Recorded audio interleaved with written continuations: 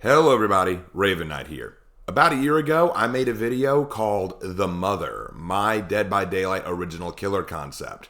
In this video, I shared with you guys an original killer idea I had to add to Dead by Daylight called The Mother, where I shared her lore, her power, and her perks. I was very proud of the video at the time, but it wasn't perfect. I was still kind of new to Dead by Daylight and didn't understand the best ways to balance out her perks and powers and to make them fit within the game. So I had a lot of help from you guys. I had a lot of comments underneath the video giving me great advice and great direction on what to do. And now that I've played the game a lot more and understand more about how it works, I decided to come back to her killer concept and really iron out the kinks. So today, I'm about to share with you guys the remade version of the Mother's video. I'm going to keep the lore exactly as it was, like I'm just going to copy and paste that into the video because nothing's changing about the lore. Everything's pretty much the same. So I wanted to share that with you guys here. So let's not waste any more time. Let's get into the Mother.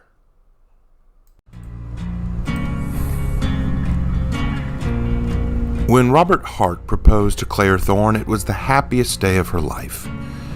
This was the day she'd longed for. Chance to make her dreams a reality, to finally have a family of her own, to be a wife and mother to her own husband and children. It was her innermost desire, an aspiration she had since she was a child. How many tearful nights had she spent alone in her room with no mother or father there to tuck her in? Oh, she loved them, of that there was no question.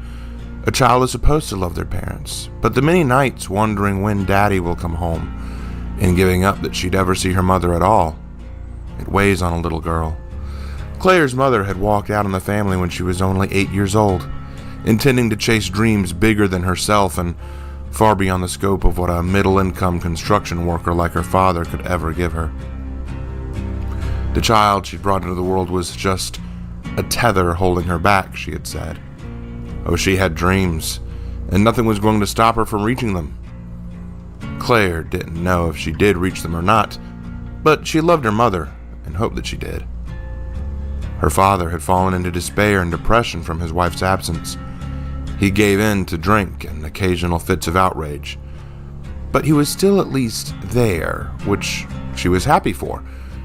He would always tell her, when you grow up and have a family of your own, don't do what your mother did. Don't leave your children behind. You protect them. Protect them from this messed up and unforgiving world. And she would. She promised herself that. When she was a mother, she'd never walk out on her children. They would be her whole world. Less than a year after her marriage to Robert, Claire gave birth to a son named Daniel. And she loved Daniel like she'd never loved anything else in this world, and for a while, everything was as it should be. She was the mother she was meant to be, and Daniel would never go wanting. But time and money problems began to weigh on Robert. Babies are expensive, it seems, and Daniel was not a healthy child starting off. Daniel suffered a severe bout of pneumonia when he was 3 years old, and he was hospitalized. Claire never left his side, not even willing to eat without holding Daniel's hand. The bills for his treatment were high, and Robert was getting angrier. He never said anything to anyone, of course, but Claire could tell Robert wasn't himself anymore. But even Claire's father had his fits of rage from time to time. He would get upset, but he always came back around. Just give Robert time. Love him despite his flaws. He was still her husband, after all. Daniel grew into a teenager all too quickly, and with his teen years came a yearning for independence. He was making new friends, staying out after school, coming home late, and makes a mother worry. This world is so messed up and so dangerous, and children need protecting. But Daniel was growing up, and every mother knows there comes a day that their children have to look after themselves. It was a bitter pill, but one she would swallow for her son. Besides, all was not lost, for she had wonderful news to share with the family. When Daniel was 14 years old, Claire made an announcement to the dinner table. I'm pregnant. The revelation came with a mix of responses. From Daniel, it was shock, excitement, anticipation. He was pleased, thrilled, in fact. A new sibling to meet, to love, to nurture. But from Robert, there was a shout of disbelief. He said nothing else for the rest of the night.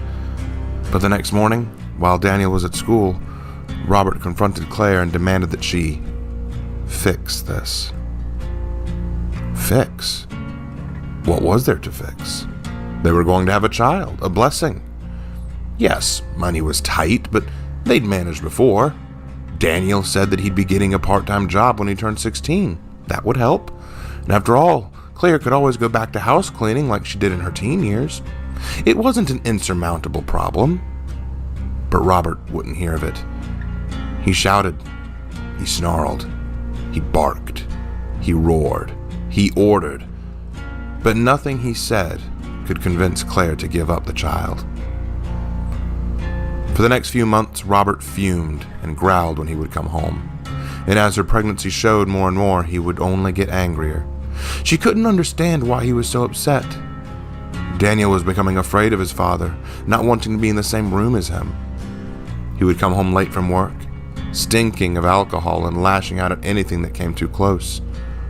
Claire began to wonder if she and Daniel needed to give Robert his space for a few weeks, for his own good. Almost 8 months into the pregnancy, Robert received the news that he'd been fired. He'd just been coming into work drunk and angry too many times. It was affecting his work performance, and he was laid off. That night, Robert came home so inexcusably drunk he was barely walking straight. He asked where Daniel was, and Claire told him he was sleeping over at a friend's place, and she was going to stay with a college friend for a few days to let Robert calm down. She'd be leaving in the morning. She begged him to get some help. But Robert flew into a rage. He attacked Claire, bellowing that it was her fault. It was Daniel's fault. It was the parasite inside her's fault. He took a rolling pin off the counter of the kitchen and struck her across the face, knocking her to the ground. Claire screamed and tried to get away from him, but he was mad with fury, lashing out, striking, beating, in rage, roaring like a beast, only stopping when the commotion awoke the neighbors next door, who came running over to see what was happening. By the time they arrived and restrained Robert, Claire was barely conscious, laying in blood. A few days' rest in the hospital saw Claire through to her recovery, but in the violence, she'd had a miscarriage. They were unable to save the baby. Claire felt her entire world fall out from underneath her. Weeks passed. Claire felt more and more disconnected from her world. Daniel worried about his mother. The loss of her baby and Robert being arrested were weighing on her mind and soul. She tried to be strong for Daniel, strong for her son, but Daniel was growing up. He didn't need his mother like he used to, and when he was out with his friends, busy at school or running track, Claire was very alone. When she did go out, the world seemed so bleak, so dark. Surrounding her were men and women dressed in lewd clothing, drugs being passed like trading cards, and the reek of alcohol and narcotics seemed to fill everywhere, not like the sweet smell of lavender that filled her own home. Children dragged along by deadbeat parents who cared so little for them it tore at her heart. She would have given better to her baby. She would have given her all the love in the world, but the cruelty of this world outweighs the love, and that cruelty is what ripped her child from her. Only Daniel remained. In his weeks turned to months, Daniel began to resemble his father more and more. Oh, she loved Daniel, but looking at him sometimes was difficult. 2 years passed, and to Claire's surprise, she received the word that Robert would be coming home. At first, Claire was furious, outraged that this monster would ever enter her home again. But then she felt something else. Purpose. A need. This man would not protect Daniel. He could not care for her son. He would kill Daniel. Yes, even if she tried to have another baby with him, he'd only kill that child too. Robert was a murderer, and if jail would not protect her children from him, then she would do as her father demanded of her. She would protect her children. Robert walked in like a conquering hero, laughing with joy at the sight of his kitchen and his wife standing there, carving turkey for dinner. He smiled. He walked to her. He held her from behind, apologizing for all he'd done, saying he never meant to hurt her. Of course he didn't. He never meant to. It was all an accident. At first, Claire listened to him, his apologies starting to ease the agony in her heart. But in the end, he reasoned, maybe it was for the best. What with Daniel going to college in a few years, how could we afford another mouth to feed? It's not what I wanted to happen, but it was an issue we had to address eventually. An issue. Her children were issues to be addressed.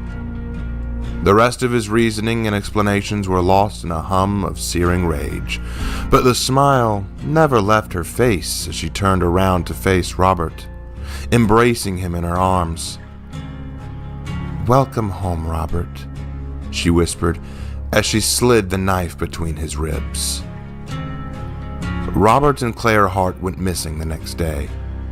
Daniel came home to find that both of his parents were gone, but food had been left at his place at the table as if expecting him. The floor around the kitchen had been cleaned thoroughly, and a note was left for Daniel from his mother, telling him that she would love him forever and protect him always, even if she couldn't be with him. Claire couldn't stay with Daniel anymore. He was all grown up, and there were other children who needed her protection more. Over the next few years, several strange murder cases began popping up all over the northern United States. The victims were usually men in their late 30s to mid-50s, often with children. The fathers would encounter a gorgeous old-fashioned woman with a beautiful smile and a desire to know them well. They would date for a time, and eventually she'd meet the father's children. After this, one of two things always happened. Either the mysterious woman, always under different names, would vanish without a trace, having deemed this father worthy of his children. Or, a day or two later, the man would be found dead in the trunk of his own car, stabbed and mutilated. The child would be delivered to the police station, unharmed. But the woman was always gone before she could be caught, and the entire home would be perfectly clean, a smell of lavender in the air to make a pleasant smell for the police when they arrived. This continued for months and months. And soon it wasn't just deadbeat and abusive fathers that were targeted. Neglectful mothers, women who recently aborted pregnancies, teens and young adults who dealt in drugs and peddled it to children, prostitutes and hookers who drew children into their lustful lifestyles, abusive uncles, aunts, and grandparents. Any who would do harm to a child, any that the mother came upon that sought to hurt her precious children. She would protect her children. But then, at the height of the killings, they stopped. No one is entirely sure why, but Claire had been given another calling. One night, as she walked, or rather drove silently through the dark forests of Montana, she stopped at the sight of a darker and thicker fog revealing itself to her. She stepped out and approached it, curious. Within its dense and bleak depths, she heard the sound of children screaming, the sound of children in pain, the shrieks of babies in terror. "Your children are in danger, Mother," a voice bade her. "Go and protect your children." With a sadistic smile, lost in a madness she'd become all too familiar with, the mother walked into the fog willingly, prepared to go to any lengths to see her children safe again, prepared to kill as many as it took to put an end to the cruelty and evil of this sick, sadistic world. And that about does it for the lore. But before we can move on, we obviously need to talk about how she plays in game, because that's what everyone really cares about when it comes to these killers, right? So what can the mother do? What is she capable of? Well, after a long time of thinking and planning it out, I've come up with what I think is a really cool power for the mother. Her power is called Home Sweet Home. At the start of the trial, all survivors are afflicted with the hunger status effect, an original status effect of my creation. It's indicated by a meter over the survivor icon, a lot like the way Freddy Krueger's or Pinhead's ability is done. The hunger meter will fill continuously for 90 seconds. If the meter fills all the way, the survivor is afflicted with starved. Now, the starve status effect is a new one as well, which only activates when hunger is reached. The survivor periodically will emit loud stomach growls, which both act as a noise notification for the mother and will hinder the survivors for 0.8 seconds, slowing their moving speed each time the stomach growl takes place. Now, you might want to get out of the starved situation, right? Easy enough. Throughout the map, there will be pedestals that hold baked goodies, like cakes, brownies, cupcakes, stuff like that.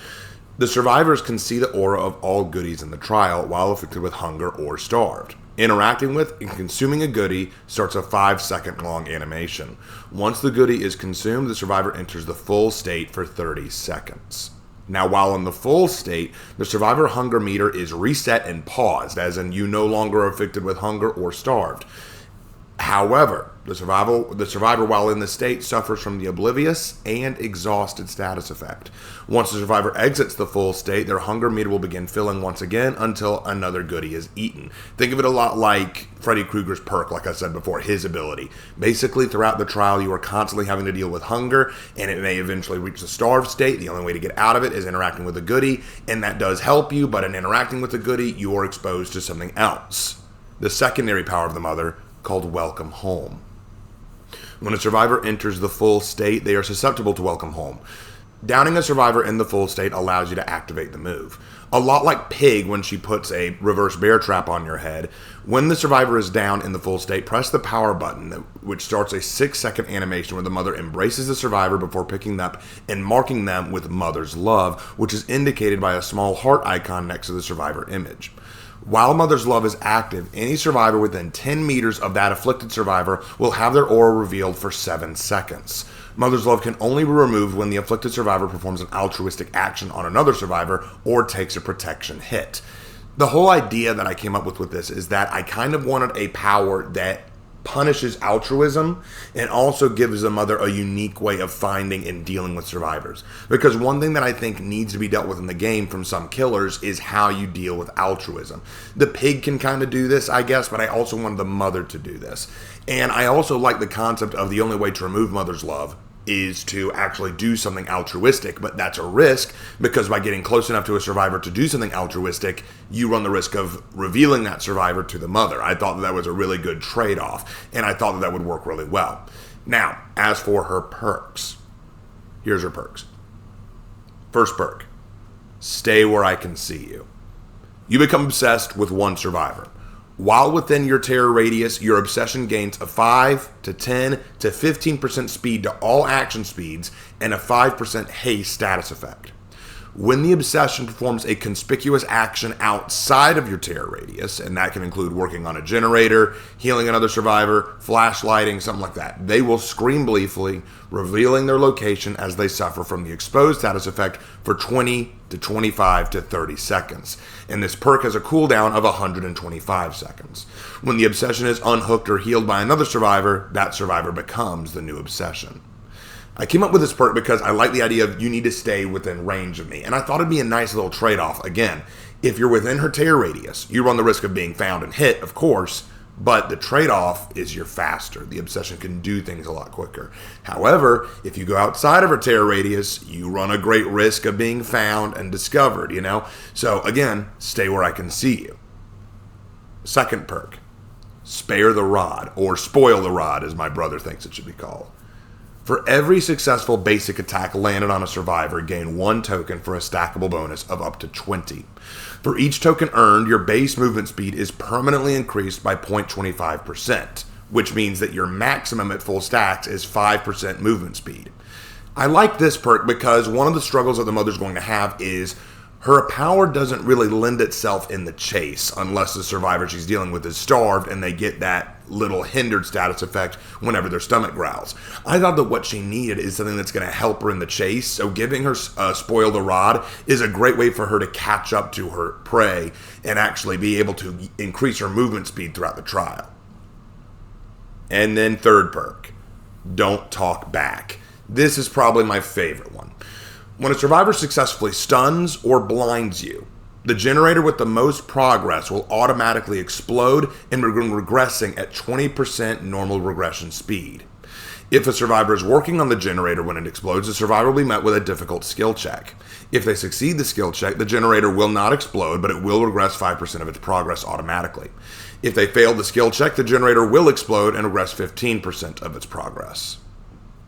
And this has a cooldown of about 45 seconds.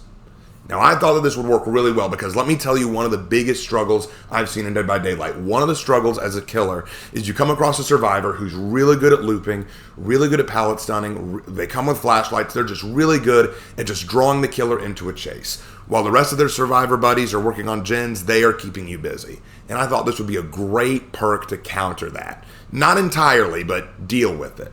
Basically, the idea is if all they want to do is pallet stun you and all they want to do is flashlight blind you, okay, let them talk back, as it were. In doing so, they actually run the risk of damaging the progress of the generator that the survivors are working on, making it so that whatever generator is getting the most progress explodes and regresses some. And once the mother is made aware of this, she can break the chase and go to that generator. And before you think that feels a little bit OP, don't worry, this perk will still be affected by the 3-kick rule of generators, where you can't kick a generator more than 3 times before the generator's blocked. So don't worry, it's not like it will be totally oppressive and the survivors can't work on gens, but this will be a great way for the mother to actually use those bully survivors in a more creative way. Now, I also came up with a lot of power add-ons to give to her, like common add-ons like reading glasses where scratch marks left by starved survivors remain 5.5 seconds longer, or uncommon ones like house slippers. When a survivor consumes a goodie, grants a 4% haste status effect for 10 seconds. My favorites are for the ultra rare, I use chipped wedding ring. When a survivor enters the full state, Killer Instinct will give away their location for 3 seconds. And bloody kitchen apron grants the mother the chance to mori a full survivor if they are on death hook. So, really had fun redoing this. What do you guys think of the mother? Would love your thoughts in the comment section. Do you like her lore? Do you like her power? Do you like her perks? Let me know what you think about her. Would love to hear your thoughts. And that's about it, guys. Thank you so much, and I will see you next time in the fog. Take care.